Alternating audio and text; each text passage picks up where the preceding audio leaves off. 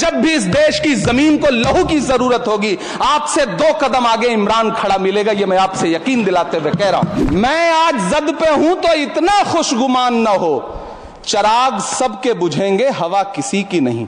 नीतीश कुमार जी हो, चंद्रबाबू नायडू जी हो, चिराग पासवान जी हो, जयंत चौधरी जी हो, देवे गौड़ा जी हो, जीतन राम मांझी जी हो, सबको समझना पड़ेगा कि जब जंगल में आग लगती है तो न वो बरगद बचते हैं जो हवा को आंधी में तब्दील करते हैं, न वो बांस बचते हैं जो आपसी रगड़ से चिंगारी पैदा करते हैं। कि हम तो वो तारीख हैं, जहनों में रहना है जिसे, कागजी पुर्जे नहीं जो फाड़ डाले जाएंगे।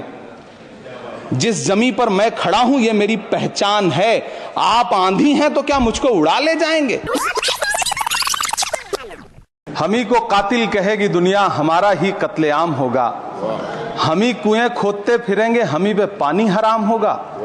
सभापति महोदय, सन 1947 में दिल्ली की जामा मस्जिद की तारीखी सीढ़ियों पर खड़े होकर के भारत रत्न मौलाना अबुल कलाम आजाद साहब ने कहा था कि मुसलमानों कहां जा रहे हो, यह है तुम्हारा मुल्क, यहां तुम्हारे आबाओ अजदाद की कब्रें हैं। उस वक्त मौलाना आजाद की ये सदाएं सुन करके लोगों ने अपने सरों की गठरियां उतार करके रख दी थी।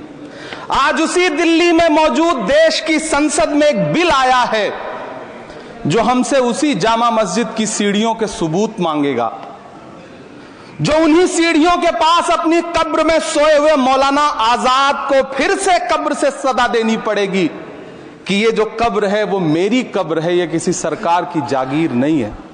सभापति महोदय, मैं जहां खड़ा हूं इसी संसद भवन के सामने सड़क के उस पार अपनी कब्र में सोए हुए भारत के पूर्व राष्ट्रपति फखरुद्दीन अली अहमद की कब्र है।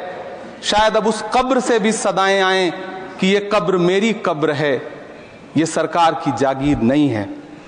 सभापति महोदय, मैं वक्फ कानूनों में किए जा रहे संविधान विरोधी बदलावों के खिलाफ बोलने के लिए खड़ा हुआ हूं। संविधान का आर्टिकल 14 हो, 29 हो, 30 हो, चीख चीख कर कहता है कि देश में सब बराबर के हकदार हैं। आर्टिकल 26 कहता है कि सबको अपने अपने मजहबी कामों के लिए मंदिर, मस्जिद, गिरजाघर, गुरुद्वारों का निर्माण करने का हक है और उसका रखरखाव का भी हक है। लेकिन डॉक्टर बाबा साहब अंबेडकर के संविधान को हर दिन कुचलने वाली ये सरकार देश के मुसलमानों से नफरत में इतनी अंधी हो गई है कि खुलेआम देश की संसद में देश सरकार के माइनॉरिटी मिनिस्टर साहब और होम मिनिस्टर साहब झूठ बोलते हैं और देश को गुमराह करते हैं, झूठ शब्द असत्य बोलते हैं। सरकार ने इस बिल का नाम उम्मीद रखा है। मंत्री जी कल से इसे देश के मुसलमानों के लिए नई उम्मीद बता रहे हैं। नहीं मंत्री जी, न तो ये बिल मुसलमानों के लिए नई उम्मीद है और न ही उम्मीद की नई किरण। जिस बिल को मुसलमानों के हुकूक की हिफाजत करने वाला बिल बताया जा रहा है, उसी को पेश करने के लिए और उस पर बात करने के लिए लोकसभा में भाजपा सरकार के पास एक भी मुस्लिम सांसद नहीं है। जिस वक्त, मैं लोकसभा कह रहा हूं, सुना करिए, जिस वक्फ बिल को मुस्लिम महिलाओं को हक दिलाने वाला बताया जा रहा है, उसे संसद में पेश करने वाली पार्टी के पास न तो राज्यसभा में, न लोकसभा में, न देश की किसी विधानसभा में एक भी मुस्लिम महिला सदस्य नहीं। कल किरण रिजिजू जी कह रहे थे कि रेलवे की जमीनें देश की जमीनें हैं, डिफेंस की जमीनें देश की जमीनें हैं। हां मंत्री जी हैं, बिल्कुल हैं। ये जो वक्फ की जमीनें हैं ये हमारे पुरखों ने धार्मिक कामों के लिए डोनेट किया है, तो हम भी तो इसी देश के नागरिक हैं, हम भी तो इसी देश के बेटे हैं, तो वक्फ की जमीनें भी तो इसी देश की जमीनें हैं, उनको पराया क्यों बोलते हैं आप? सभापति महोदय, अशफाकुल्लाह खान जब फैजाबाद की जेल में फांसी के फंदे पर झूल रहे थे तो इसी देश की जमीन के लिए झूल रहे थे ना। सभापति महोदय, अंडमान की जेल में काला पानी की सजा काटकर अपनी जान देने वाले मौलाना फजले हक खैराबादी हो या शेर खान अफरीदी हो, वो भी तो इसी जमीन के लिए अपनी जान दे रहे थे ना। सभापति महोदय, पाकिस्तान के खिलाफ लड़ते हुए अपनी जान देने वाले महावीर चक्र विजेता ब्रिगेडियर उस्मान हो या पाकिस्तान के पैटर्न टैंक उड़ाने वाला परमवीर चक्र विजेता वीर अब्दुल हमीद हो, वो भी तो इसी जमीन के लिए अपनी जान दे रहा था ना। और मंत्री जी, मैं इस सदन में अलल ऐलान ये कहता हूं कि जब भी इस देश की जमीन को लहू की जरूरत होगी, आपसे 2 कदम आगे इमरान खड़ा मिलेगा। ये मैं आपसे यकीन दिलाते हुए कह रहा हूं। सभापति महोदय, मैं सरकार से कहना चाहता हूं, हमसे हमारी इबादत गाहें तो मत छीनिए ना, हमारे घरों पे बुलडोजर तो मत चलाइए ना, हमारी कब्रों में तो हमें सुकून से सोने दीजिए ना। सभापति महोदय, माइनॉरिटी मिनिस्ट्री का बजट कट करके, मुस्लिम बच्चों की स्कॉलरशिप बंद करके अब सरकार कह रही है कि हम वक्फ की आमदनी से गरीब मुसलमानों का भला करेंगे। गुजरात की बेटी बिल्किस के बलात्कारियों की रिहाई के बाद उन्हें माला पहनाने वाली लोगों के नेता ये कह रहे हैं कि यह बिल मुस्लिम महिलाओं को उनका हक दिलाएगा। धन्यवाद मोदी जी, क्या बढ़िया सौगातें मोदी दे रहे हैं आप।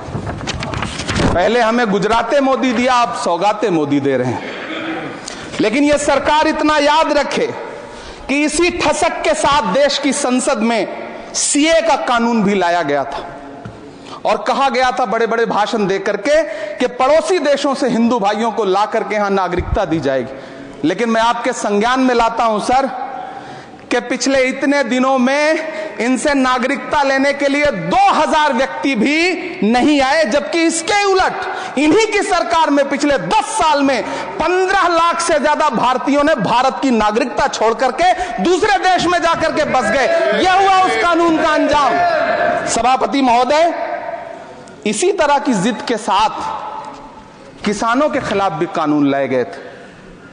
जिस तरह आज वक्फ के फायदे गिनाए जा रहे हैं, उसी तरह से किसानों को भी कृषि कानूनों के फायदे गिनाए गए थे। लेकिन अंजाम क्या हुआ? 700 किसानों की शहादत लेने के बाद सरकार को अन्नदाता किसानों के सामने घुटने टेकने पड़े और कृषि कानून वापस लेने पड़े। जिल्ले इलाही, जमहूरियत जो है वो नफरत और ठसक से नहीं चलती है, अकड़ से नहीं चलती है, उसमें सबकी हिस्सेदारी जरूरी है। कल देश के माइनॉरिटी मिनिस्टर ने लोकसभा में खड़े होकर एक शेर सुनाया था कि मुझसे कोई बदगुमान न हो, तो मैं उन्हें एक शेर सुनाना चाहता हूं कि मैं आज जद पे हूं तो इतना खुशगुमान न हो, मैं आज जद पे हूं तो इतना खुशगुमान न हो, चराग सबके बुझेंगे हवा किसी की नहीं। नीतीश कुमार जी हो, चंद्रबाबू नायडू जी हो, चिराग पासवान जी हो, जयंत चौधरी जी हो, देवे गौड़ा जी हो, जीतन राम मांझी जी हो, सबको समझना पड़ेगा कि जब जंगल में आग लगती है तो न वो बरगद बचते हैं जो हवा को आंधी में तब्दील करते हैं, न वो बांस बचते हैं जो आपसी रगड़ से चिंगारी पैदा करते हैं। सभापति महोदय, जब देश को मनमोहन सिंह साहब जैसा काबिल प्रधानमंत्री मिलता है तो देश को आरटीआई जैसा एक्ट मिलता है, सेज जैसा एक्ट मिलता है, मनरेगा जैसा एक्ट मिलता है, लिबरलाइजेशन मिलता है, राइट टू एजुकेशन मिलता है, नेशनल फूड सिक्योरिटी एक्ट मिलता है। लेकिन जब देश को सौगातें मोदी मिलती है तो क्या मिलता है? सीए मिलता है, फॉर्म्स लॉ मिलता है, आर्टिकल 370 मिलता है, इलेक्टोरल बॉन्ड जैसा एक्ट मिलता है और वक्फ अमेंडमेंट एक्ट जैसे बिल देश को मिलते हैं। मुझे तो अपने हमवतन भाइयों से पूछना है कि आपको अपने बच्चों की तरक्की, खुशहाली और नौकरी की दरकार है या फिर मुसलमानों की दान की गई जमीनों को लूट कर धन्ना सेठों को देने की साजिश करने वाले कानून की?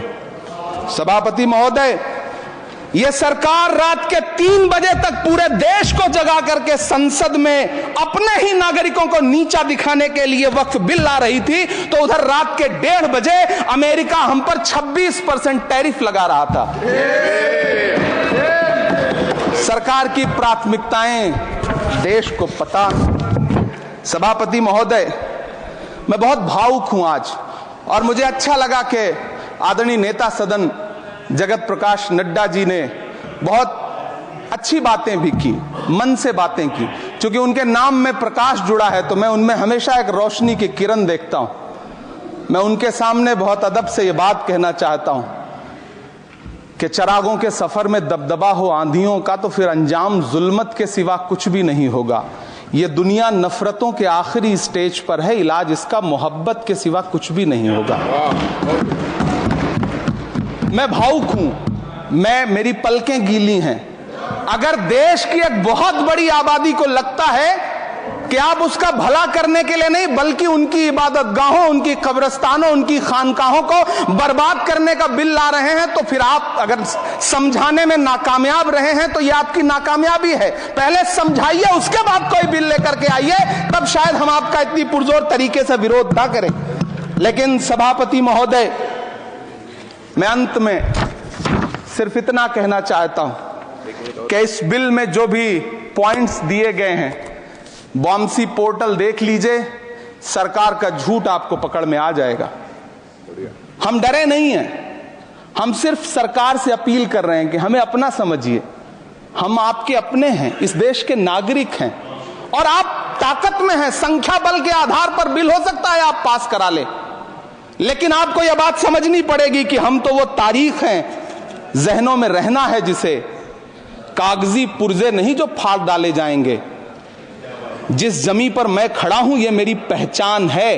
आप आंधी हैं तो क्या मुझको उड़ा ले जाएंगे? आपको ये बात समझनी पड़ेगी। आपको अगर इतना विपक्ष की तरफ से पहले जेपीसी में इतने सारे पॉइंट्स आए और उसके बाद कल से लोकसभा में और राज्यसभा में सुझाव आप सुनने को तैयार नहीं है, लोगों की शंका को दूर करने के बारे में आप बिल्कुल सोच नहीं रहे, बस आप कह रहे हैं यह बिल उम्मीद की नई किरण है। नहीं साहब, इसे भले किरण जी लेके आए हैं, लेकिन ये उम्मीद की नहीं बल्कि नाउम्मीदी की किरण है। और इस देश की एक बहुत बड़ी आबादी इस बात से खदशे में है, शक में है कि आप सीधे उनकी जमीनों को लूट करके धन्ना सेठों को बेचना चाहते हैं। मेरी अब भी आपसे अपील है कि इस बिल को वापस लीजिए। यह बिल कहीं से आपके अपने नागरिकों के लिए अच्छा नहीं है। यह बिल सिर्फ इस देश के मुसलमानों को नीचा दिखाने का और अपने एक ऐसे मतदाता वर्ग को खुश करने का बिल है जिनको इस बिल के पास हो जाने से कुछ मिलेगा भी नहीं। लेकिन आप एक नैरेटिव देना चाहते हैं, एक मैसेज देना चाहते हैं। मेरी आपसे अपील है कि कृपया ये जो सबका साथ सबका विकास का नारा है, इस नारे को रत्ती भर तो चरित्रार्थ कर दीजिए। बहुत बहुत धन्यवाद।